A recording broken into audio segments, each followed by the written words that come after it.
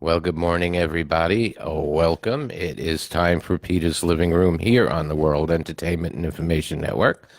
And as you know, it's Thursday, which means we are broadcasting from the Transmedia Building in beautiful downtown Boca Raton, Florida. And as I say every day I'm on air, I thank you. I appreciate the fact that you choose to spend some time listening to me on WEInetwork.com or watching when we video feed on Facebook. And again, thank you for that. I want to get the day started. It's going to be a great day here. And we're going to start it off with somebody. You know what? I said when I saw you out in the lobby, I feel like I've known you for years. Ladies and gentlemen, Judi Mark, how are you? I'm great, and I'm so thrilled to be here, Peter. This is fantastic. Well, I'm glad you're here too, definitely.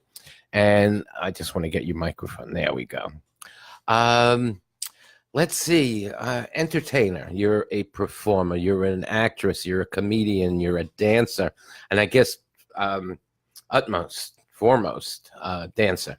That's the one where this whole passage started, right? Yes. My mother was a pianist, and I danced along with her until she decided it was time that we took some lessons. Excuse me, yeah. And that's how it started. And then as time went on, I Yeah. had to sing in shows and act in shows. So I developed this triple edge here, Right. dancing, singing, and acting. But my father said, you better get an education because you can't make a You living on need that. something to fall back on, right? I said, what should I do? He says, be a teacher. I couldn't imagine myself doing that. But as it turned out, that is how I made most of my living, as a dance teacher. Yeah, but you actually called it something else when we were talking, a dance professional for education or for the school? Yes. No, I did work professionally. So Yeah. when I got my license to teach dance in New York, I was able to show my professional credits and W-2 forms and my educational background. So with that, I plowed through the process of getting a specialized license to teach dance in New York, Yeah. which was not easy. There were only a few of us. And if you're listening, you know who you are. Now, so did you go from school to school, or you had a home base? Well, I did have to go to school to get a home base. Yeah. But once I got a home base, I was able to develop a 4-year sequential dance program for students that never even had the opportunity to be involved in that in a high school, where they learned ballet and modern dance, jazz, choreography, and production of shows. So I'm very proud of that part of my life, because it helped a lot of students who would have been very depressed because they couldn't find themselves. And then when I taught at Marymount College, I met a very interesting person named Taylor Gordon, who is now a ballerina and dances all over the world. Yeah. I wanted to mention Taylor because we were talking also before, if you don't mind if I segue into the suicide aspect. Go ahead. Yeah. Taylor was very serious in my class. And I used to say, well, have fun, be happy. And the only time she was happy was when she was dancing. Mm-hmm. And I know this from working with people, that when you dance, the energy and the passion that comes out of you when you know what you're doing and you have an intent, it's such a helping, soothing. But isn't that commonplace when it comes to performers and even certain athletes, when they're, quote, on stage, or when the camera is on them, they're in a comfortable spot. When they get off stage and they have to live life, reality, that's where they have problems. Yes. I mean, in a way, it's kind of a fantasy land when you're on stage, because you're in the lights and you're communicating with an audience in a bigger than life way. Right. You mentioned that I was a comedian. I'm not a comedian. I just somebody that I have a good disposition, and I find funny aspects of life. And I prefer not to dwell on the dark side of life. Not to say that I never go there. I do. But I like to find the comedy in it. Are you more of a storyteller than a comedian? I would say that's where I'm going now, is Yeah. with this new show, Laughing Through Life. Right. It's backstage stories with comedic songs, Right. and also some dance Now, movement. one thing that you're known for is you in your shows. Mhm. You do bring dance. You bring the music or the songs from whether it's stage, cinema, whatever. You kind of integrate everything together. So there's the beautiful sounds of the song. There's the humorous anecdotes that connect with whatever the subject of the songs or the topic that song is in within your show. Right. Right? Right. Absolutely. Yeah. So you're like a one-person variety show. Yeah, exactly. Right? I mean, really, what's that expression, like it's better to be with no one, or there's expression like bad company is better to be by yourself than with bad company. Right. Well, I discovered that I could entertain myself by myself, and I'm not it's here in South Florida. I'm not out in the sun. I spend more time indoors, Yeah. writing and thinking about material and what would people like to hear. Is this isn't about me. It is about me, but it's about the audience, because as I was with the teacher, I mean, every single class I taught, I had to engage my audience, because Right. I couldn't have my students falling asleep. So I was constantly practicing on how to get them engaged and interested. And I had to be funny too, especially when you're teaching ballet. You got to connect. You got to connect some. Yeah, right. You got to connect somehow.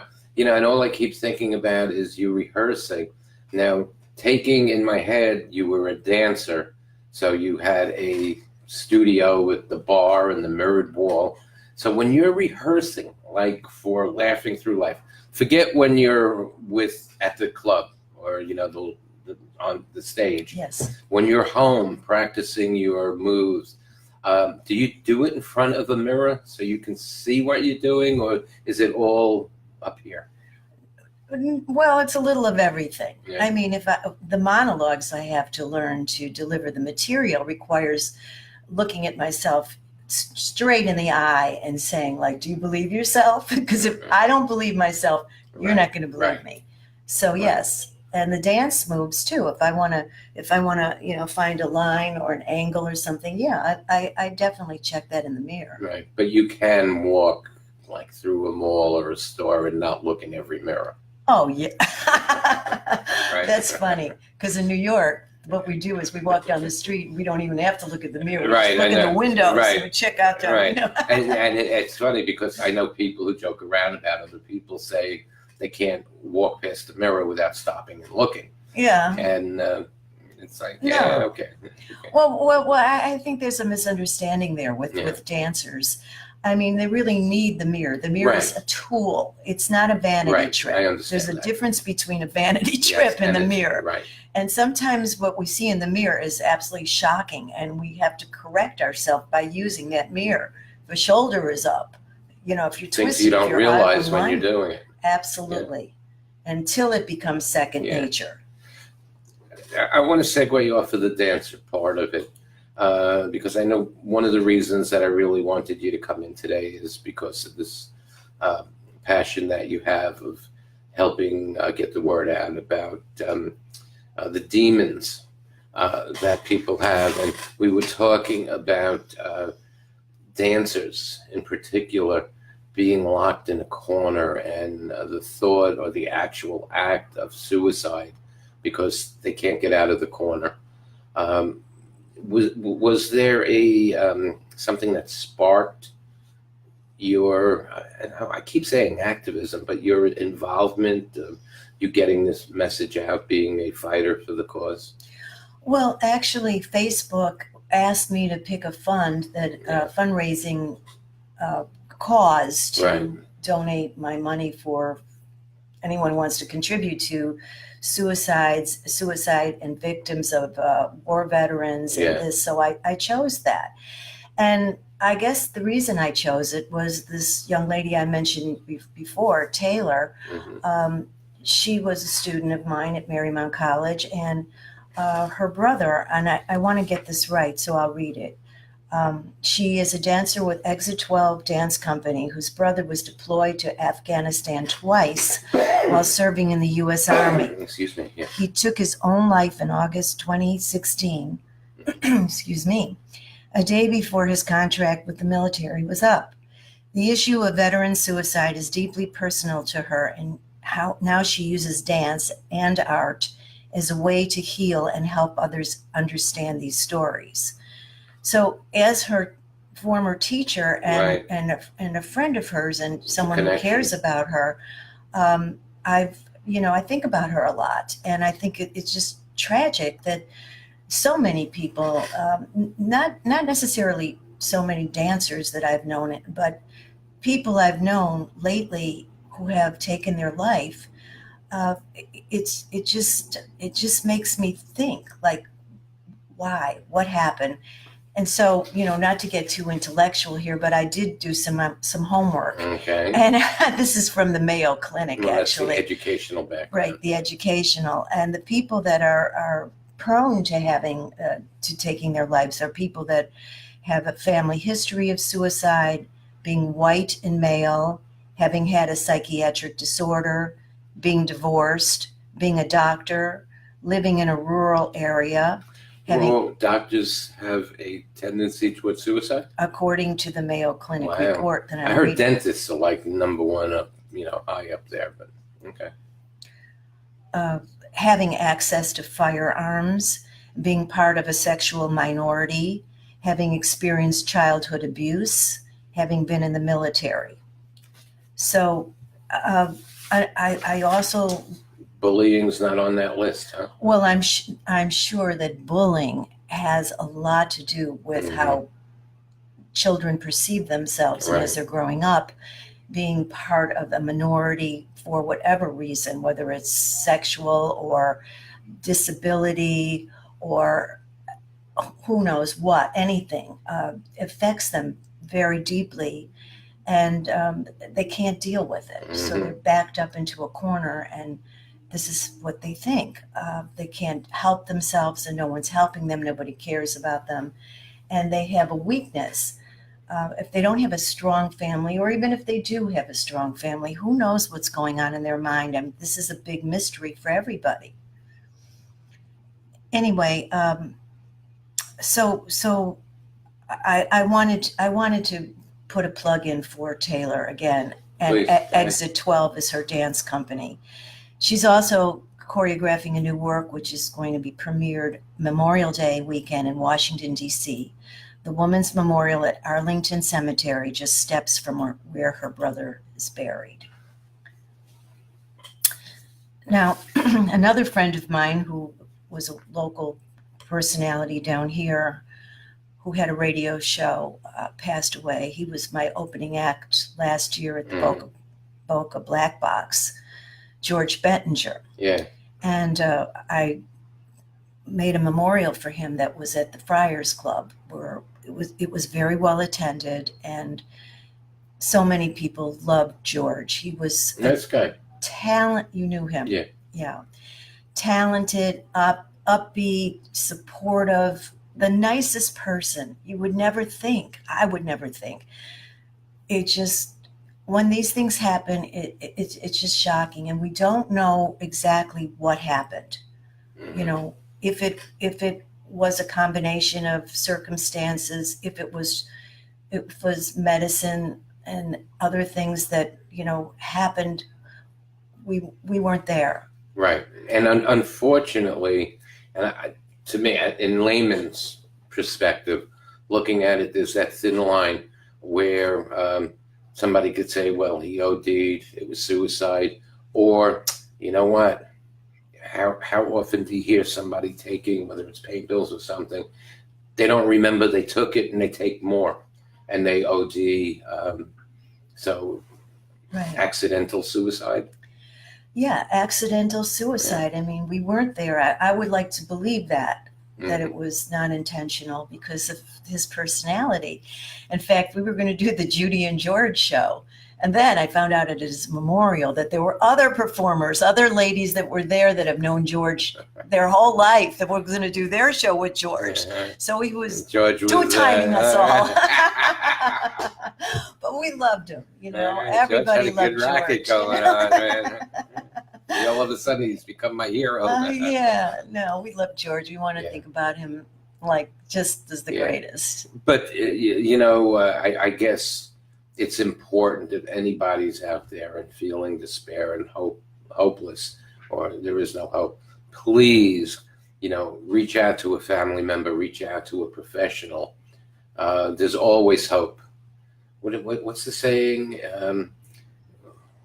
When you're in your darkest hour, there's always a ray of light coming from somewhere.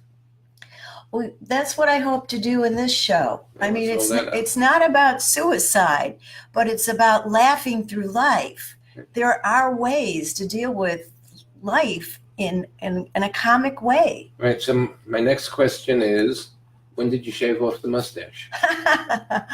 Oh, well, that was actually suggested by Jeff Harner, who was directing one of my shows, Dancing Through Life. And he came up with a great idea, like, you know, don't take yourself so seriously. Right.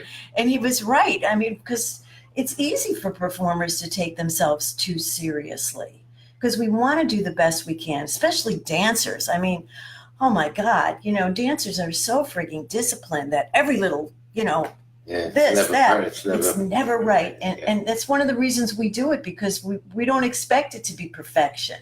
Right. It's a process. So we always have something to do. Right. Judi Mark bites back at life in the Big Apple through stories and song from hip to hip replacement. It's coming up. That's definitely a Florida line. Oh, really? I have a friend who moved down here. Known the guy 50 years. You know, retired, blah, blah, blah, sold, moved down here.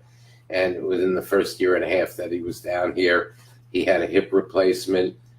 He had heart surgery and something else. And I was with him and we were talking, and he was talking about his surgeries and his rehab and the medication he's on. I go, you know what?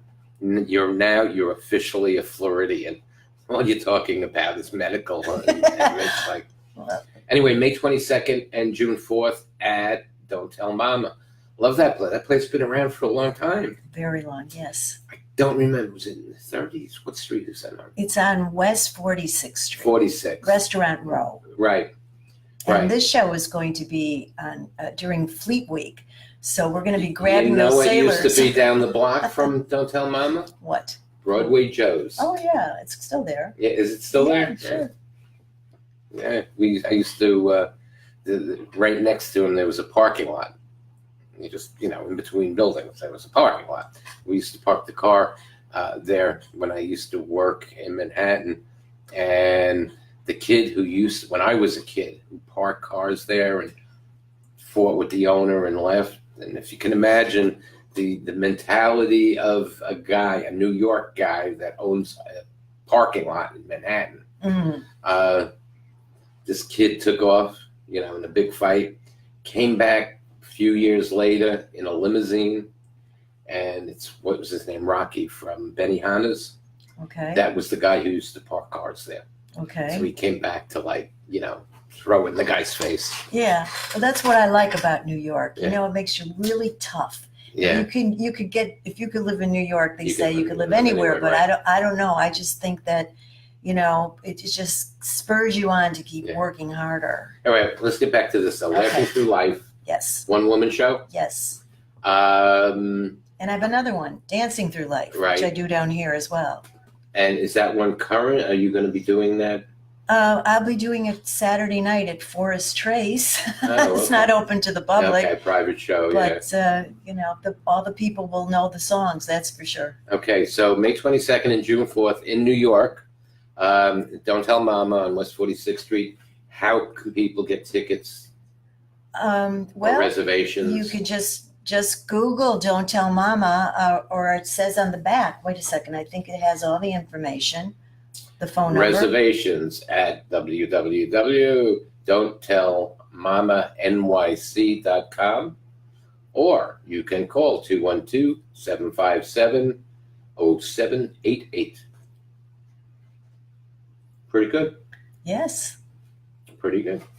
You should put a link on your Facebook page. Make an event with a link to Don't Tell Mama, and people can just go on Facebook and link up to. Yes, I was going to do that, but I'm going to be appearing on Richard Skipper Celebrates on the 5th. So I thought, let me do that first, because you can't bombard people with too much information. Right.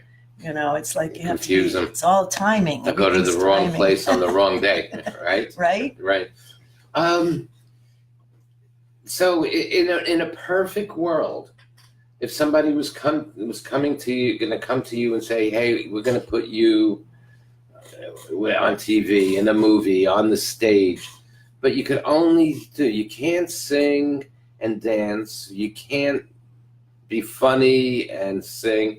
If you could only do one, would dance be the number one? Well, or at this point in life? At this point, after the hip replacements and all that, I think I just have to move on. So I think the focus now is acting, really. Acting, singing, dancing, or acting, moving, singing. Well, I'm envious the fact that you can combine. You can bring humor. You can bring a show out there. And like I said, a one-woman variety show. This song, people love. I have a friend, a songwriter, who performs also. And I said, "You're doing a lot of covers." And she said, "Yeah, people want to hear the songs they know." Mm-hmm. I said, "I'll throw a new or an original in there. If I get the right reaction, I'll do another one. Mm-hmm. If I don't get the right reaction, I go back to cover." Mm-hmm. Mm-hmm. And people, that's what people like. So you can combine all three aspects.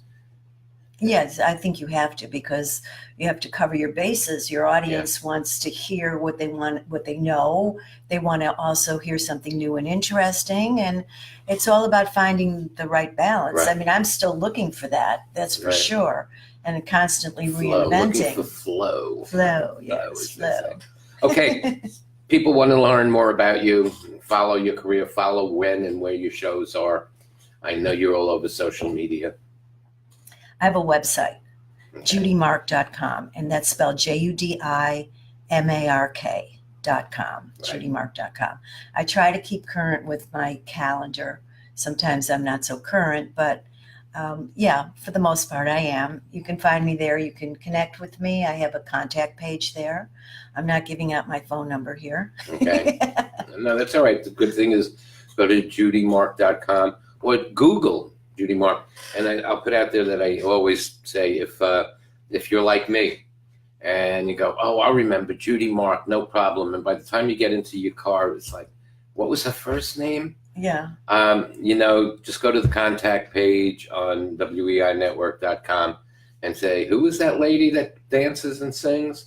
And we'll pass the information along to you. Or just message us. We're all over social media. Just private message us, and we'll get the information out to you. Fantastic. So, well, I'm glad you made it in here. Thank you. I'm thrilled to be here. All right. We'll definitely stay in touch. And we do a lot with veteran charities and other foundations, not only for veterans, but between the opioid epidemic and the rate of suicide and depression that's going on for whatever the reason is. It's really an epidemic proportions. And I'm not going to bash the government, because I always believe the government can't do everything for everybody. So, take what you can get from them, but you need the foundations and the grants and the people out there to, be part of the community. I keep saying, back in the primaries, in 2016, the word "the village, became a word. And, create a village of people that are supportive and helpful to their fellow man. Absolutely. How's that? Okay. Yes. Yeah. All right. Well, again, Judi Mark, everybody, thank you for coming in. Thank you, Peter. All right. You're listening to Peter's Living Room, or as we call it on Thursday, South Florida Live, here at the Transmedia Building. So we're going to take a quick break. We got plenty of morning to go and plenty of Thursday to go for you. So don't go away, everybody. We'll be right back.